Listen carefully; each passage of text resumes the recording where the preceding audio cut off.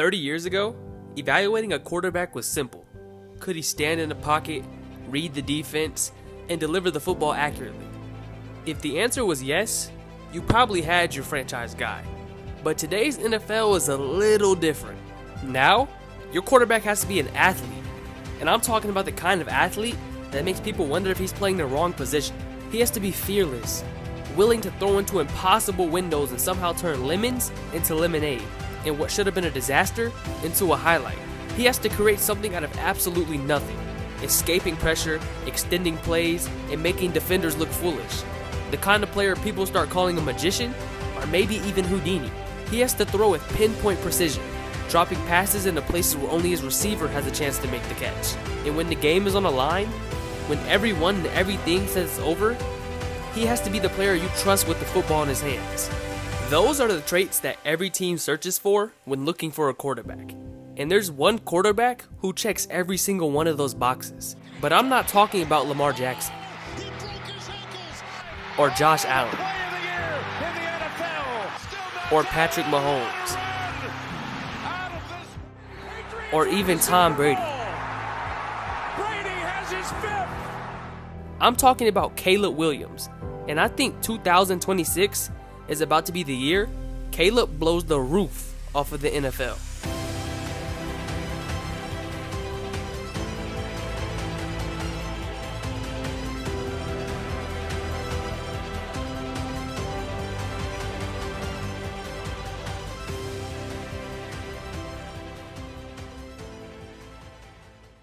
Coming off a massive sophomore leap in 2025, I think Caleb Williams is on the verge of becoming one of the NFL's truly elite quarterbacks. And before you say, he's ranked number 51 on the NFL Top 100, didn't he already break out? Not the kind of breakout I'm talking about. Last season, Williams led the Bears to an 11-6 record while throwing for a franchise best 3,942 yards, 27 touchdowns, and just 7 interceptions. He orchestrated game-winning drives, which felt like every week, dragging Chicago back from deficits that most quarterbacks wouldn't recover from. That's exactly why his teammates in the media began calling him Iceman. Not just because he made flashy plays, but because the bigger the moment became, the calmer he looked. That composure carried into the postseason, where Caleb led Chicago to its first victory in the playoffs since 2010, and did it against the Packers no less. Trailing by multiple scores entering the fourth quarter, the Bears pulled off one of the biggest comeback wins in playoff history, becoming the fourth team to win a playoff game after trailing by at least 15 points going into the fourth quarter. So yeah, technically Caleb Williams has already arrived. But here's why I disagree with most people. Heading into 2026, the conversation is whether Caleb can establish himself as a top 10, top 9, top 8 quarterback in the NFL. And I think that's selling him short. I'm not wondering if he'll crack the top 10. I think that's already happened, to be honest. I'm asking a much bigger question. Can Caleb Williams enter the MVP conversation? Can he lead Chicago on a legitimate Super Bowl run? Because when I say Caleb Williams is about to break out, I don't mean he's about to become a star. I mean he's about to become one of the faces of the NFL. So why am I this confident? It starts with one thing and one thing only. Caleb Williams can do things that simply cannot be coached. Everybody wants to talk about his stats, but I really don't. What jumps off the screen when you watch Caleb isn't the box score. It's his talent. There are throws that he makes, in my opinion, only 2 other quarterbacks on the planet can make. That being Patrick Mahomes and Josh Allen. When you look at Caleb Williams' arm talent, it's genuinely generational. Whether he's throwing flat-footed, fading away, off one foot, or rolling to his left, the ball comes out with the same effortless velocity almost every time. That's incredibly rare. And it isn't just about arm strength.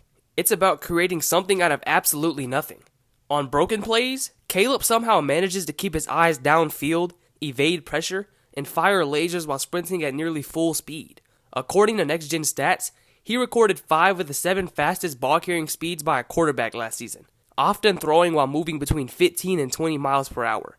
Think about that for a second.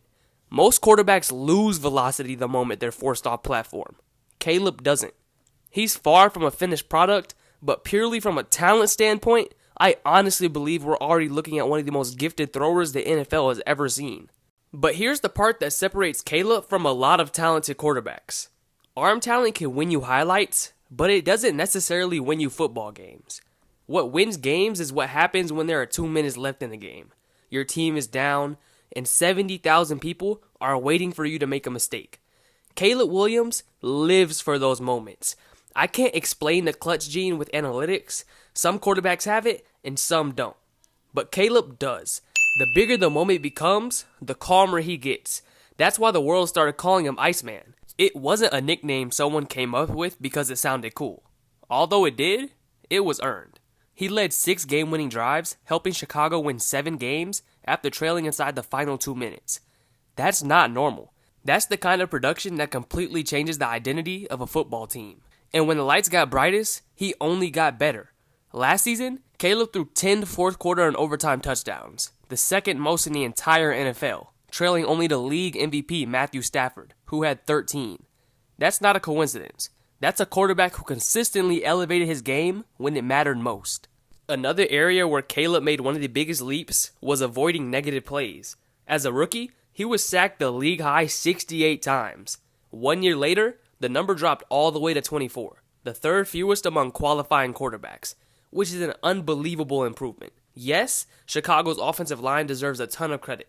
They developed into one of the league's best units, but let's not pretend Caleb wasn't a huge reason for that drop. His pocket movement, escapability, and ability to make defenders miss turned what could have been drive-killing sacks into positive plays. His athleticism wasn't just exciting to watch, it covered up mistakes that would have buried most offenses. And that's exactly why I think another leap is coming.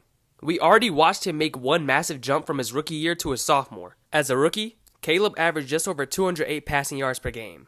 Last season, that number climbed to 232, ranking 7th in the NFL. Now, he's entering his second season under Ben Johnson, with the same offensive system, the same terminology, and another full season of development. History says quarterbacks improve with continuity, and I don't see why Caleb would suddenly be an exception. Speaking of Ben Johnson, football is the ultimate team sport, as we know it. And another reason I'm so high on Caleb going into this season is because of what's around him. Last season, Chicago fielded one of the league's best offenses. They averaged 26 points per game, good for 9th in the NFL, while ranking 6th in total offense at 380 yards per game. They finished 7th on third down conversions and led the entire league in giveaways, meaning nobody protected the football better than the Bears. And here's the scary part. Almost everybody is coming back. Up front, the offensive line remains one of the biggest strengths of his team. Outside of Drew Dahlman's unexpected retirement, the core returns intact, and every projected starter allowed fewer than 3 sacks last season. Chicago replaced Dahlman with veteran Garrett Bradbury, who brings Super Bowl experience playing with the Patriots last season, and they also drafted Logan Jones, the reigning Remington Trophy winner, awarded annually to college football's best center. If anything, there's a real argument that this offensive line could be even deeper than what it was a year ago. Then you look at the weapons. Once Colston Loveland finally started getting the opportunities he deserved, he looked like an absolute star. As a rookie, despite starting only 11 games, he led the team with 58 receptions, 713 receiving yards, and added 6 touchdowns. That's just not a promising rookie season. That's the foundation of a future Pro Bowl caliber tight end. Then there's Luther Burden, who also started figuring things out as the season went on. Even with only 5 starts, he finished with 47 catches for 652 yards, showing exactly why Chicago believed in him on draft night. Then there's Roma Odunze, who was entering year 3 with legitimate wide receiver 1 expectations after posting 661 yards and 6 touchdowns in just 12 games. The Bears clearly believe he's ready for an even bigger role, which is one of the reasons they felt comfortable moving on from fan favorite DJ Moore in a trade with Buffalo. To replace Moore, Chicago drafted blazing fast receiver Xavier Thomas out of LSU. Thomas ran a 4.28 40-yard dash and finished his final college season with 587 scrimmage yards and 8 total touchdowns. They also brought in veteran Khalif Raymond, who was someone Ben Johnson already knows how to maximize from their time together in Detroit. But honestly, I'm done glazing the receivers, because Caleb's life is also going to get easier thanks to the running game. With DeAndre Swift and Kyle Monangai sharing a backfield once again, defenses won't be able to pin their ears back and tee off on Caleb. A consistent rushing attack forces defenses to respect play action, slow down the pass rush, and creates easier throwing windows. When you put all of that together, I just don't see Caleb Williams improving. I see the perfect environment for an MVP caliber season. Now, I already know what some of you guys are thinking. But what about his completion percentage? And honestly, that's a fair criticism. Last season, Caleb only completed just 58% of his passes, second worst in the league. On the surface, That's not a great number at all. And I'm not going to sit here and pretend like it doesn't matter. But I do think it's one of the most misleading statistics you can use when evaluating Caleb Williams. For starters, he was only in his second NFL season. In fact, if you compare Caleb's second season to Josh Allen's, they're identical in terms of completion percentage, both sitting at 58%. The difference? Caleb threw for 853 more passing yards, 7 more touchdowns, and fewer interceptions than Allen did in year 2. Nobody looked at Josh Allen and said, well, this is as good as he's ever going to be. Quarterbacks develop, and history has shown that accuracy is one of the most improvable parts of a young quarterback's game. Then there's the context people love to ignore. Chicago's pass catchers posted an 8.3% drop rate last season, that being the third highest in the NFL. Every one of those drops counts as an incompletion, even when Caleb puts the ball exactly where it needs to be. Then there's the way Caleb actually plays the position. He's one of the most athletic quarterbacks in football. He extends plays, scrambles outside the pocket, throws on a run, and constantly attempts difficult off-platform passes. Those aren't easy throws, and naturally, that style is going to lower your completion percentage compared to a quarterback who lives on quick checkdowns and underneath routes. So not every great quarterback wins the same way. And if you want to get technical, John Elway won an MVP completing just 54% of his passes and finished his career with 13 seasons below 60%. Nobody remembers his completion percentage, but they do remember the plays he made that nobody else could. And finally, one of the biggest reasons Caleb's completion percentage suffers is something I actually consider a strength. He throws the football away a lot. Last season, Caleb finished second in the NFL in throwaway rate at 7.4%. And in the process, he broke the record for the fewest interceptions through a quarterback's first 1,000 career pass attempts. Think about what that means. Instead of forcing a throw in the double coverage, taking an unnecessary sack, or trying to play hero ball, Caleb is willing to live for the next down.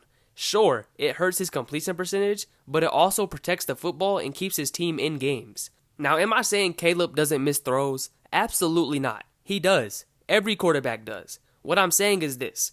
If your entire argument against Caleb Williams begins and ends with 58% completion percentage, then you're ignoring everything that led to that number. The context matters, the film matters, the decision-making matters, and that's exactly why I believe his accuracy will continue to improve as he enters year 3, while the elite traits that make him special are already there. So, where does all this leave us? The Bears entered the 2026 season with the first hardest projected schedule in football, and an over or under just 9.5 wins. Vegas thinks this team is good, but I think they're about to be great. For decades, Chicago has searched for a franchise quarterback.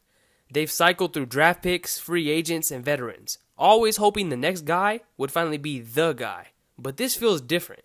For the first time in nearly my lifetime, and honestly, for the first time in generations, the Bears just don't have a quarterback.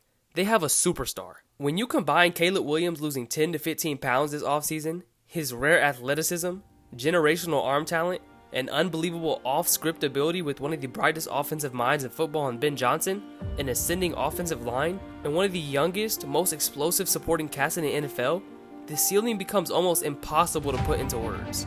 And that's why I believe 2026 isn't just another step in Caleb Williams' career. It's the season he enters the MVP conversation. It's the season the Bears become legitimate Super Bowl contenders. And it's the season the rest of the NFL finally realizes what Chicago already knows. Caleb Williams isn't the future anymore. He's the present. So when the fourth quarter rolls around and the game's hanging in the balance, don't panic. Because if number 18 has the football in his hands, it's already over.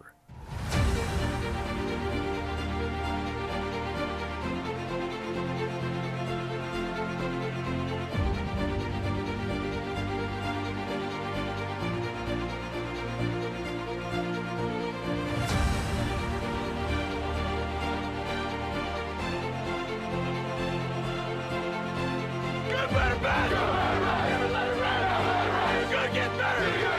It better get better. Bears on 3, 1, 2, 3.